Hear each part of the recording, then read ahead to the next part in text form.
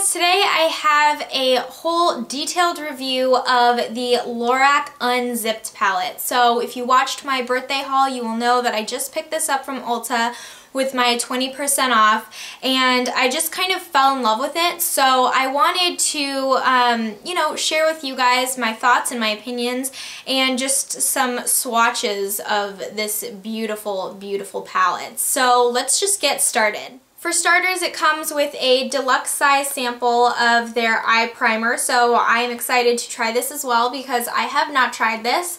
And I really just have come to learn that eye primers make such a difference. So I can't wait to put this one to the test. I'll let you guys know what I think about this. And this whole thing comes together for $40, so it's a pretty good price because you do get the primer and then there are 10 full-size shadows in here. So before I dig into the shadows themselves, the packaging is a cardboard palette with a little zipper detail here, which is really cute. It does have a magnetic closure, and although it's cardboard, I feel like it is a pretty sturdy a palette. I wouldn't feel worried about traveling with it or anything. And then it does have a pretty good sized mirror. I'm trying not to like blind you with lights and things, but it has a pretty good sized mirror, so that is also good for traveling. I don't think it does not stand up on its own though, so you would have to, prop it against something if you were just using this for travel, or hold it up, which I don't always, but at least there is a good size mirror. And I think that's pretty much it for the packaging, so I think all that's left is to just dig right into the shadows themselves. So before I do each shadow individually, there are 4 matte shades and 6 shimmer shades. There is a good variety from lights to darks, and there is just such a gorgeous like rose kind of plum shade to this whole palette that I just absolutely love, and that's just kind of what drew me to the palette, and then it sucked me in and I had to get it. So okay, now let's dig right into each individual shadow. The first one in the palette is Undercover, and this is a matte highlight shade. It's basically a matte creamy nude color. I guess it has a slight tendency to dip towards like the peach side, but it really is just a really matte kind of cream highlight shade.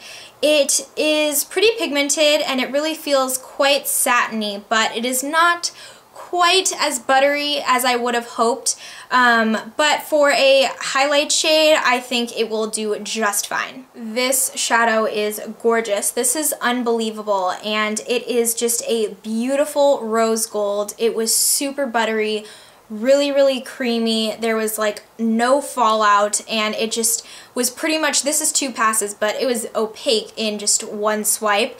It is gorgeous, and I am definitely going to be getting a lot of use out of this one. This next shadow here is Unattainable, and this is just a really nice rich copper metallic.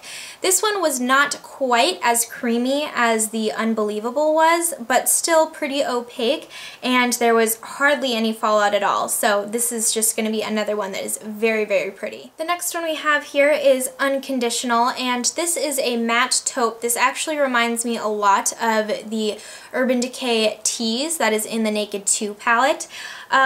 It definitely was creamier and more opaque than the Undercover, but still not quite up to what I've come to expect out of like my Urban Decay matte shadows, especially in that Vice 2 palette that I just raved on and on about.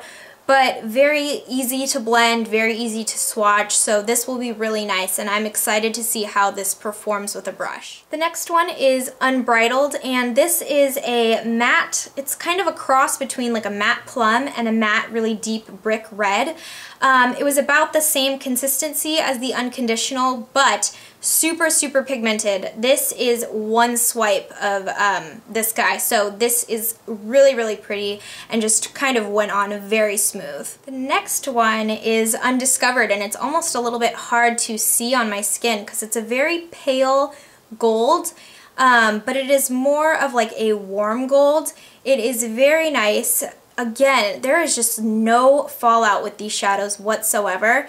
and it went on really nice, but it was not as opaque as the Unbelievable or Unattainable, but I think part of that is just because it is such a light shadow, but very, very pretty.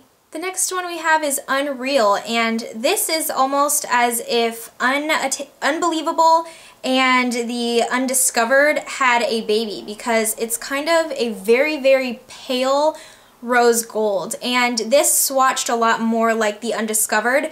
You know, like I said, this Unbelievable one was super creamy and very, very pigmented, and this one took a couple of swipes, but it is a more, you know, a much more pale color, and it is still a very, very pretty kind of very pale rose gold. The next one we have here is Uncensored, and this is another metallic shade, and this is a kind of medium bronzy color.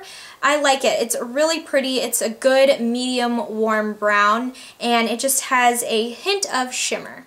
The next one we have here is Unspoken, and this is the last of the mattes in the palette, and this is just kind of a matte medium like cocoa brown. It is definitely more brown than the Unconditional, which reads more pink now in comparison, but it is very pretty. It will be a great contouring crease color. And lastly, we have Untamed, and I have to say this is the only shadow that I'm actually a little bit disappointed by. It's really not very pigmented at all, and as being like the darkest shade in the palette, I was expecting a little bit more of it. This took quite a few passes to get the swatch this built up. It is like a deep kind of eggplanty purpley brown, but it's just not showing up as I expected looking at it in the palette, like it is here. So I am interested to see what I can do and how built up I can get the color with a brush, because I was really hoping to be able to get some, you know, darker looks out of this palette using this Untamed, and it just was not quite as pigmented as I hoped. But as you can see, overall, this is just a gorgeous palette.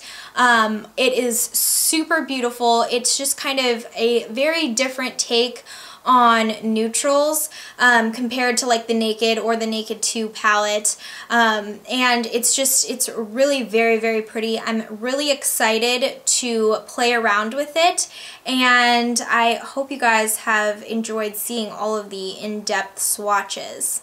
So that is it for my review. I will also have pictures of each shadow and their swatches on my blog so that you can kind of just see them all like more in comparison with each other and have your own, you know, be able to look over them at your leisure.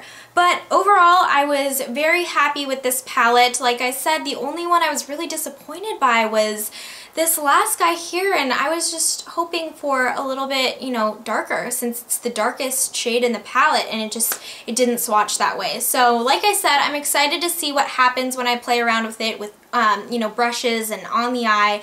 I definitely will be doing tutorials from this look. I do recommend this palette. It is super, super beautiful. I just am really, really happy about a lot of like the rose gold shades in this palette, and some of the like different mattes that they have. So those are fun, and I hope you guys have enjoyed this review.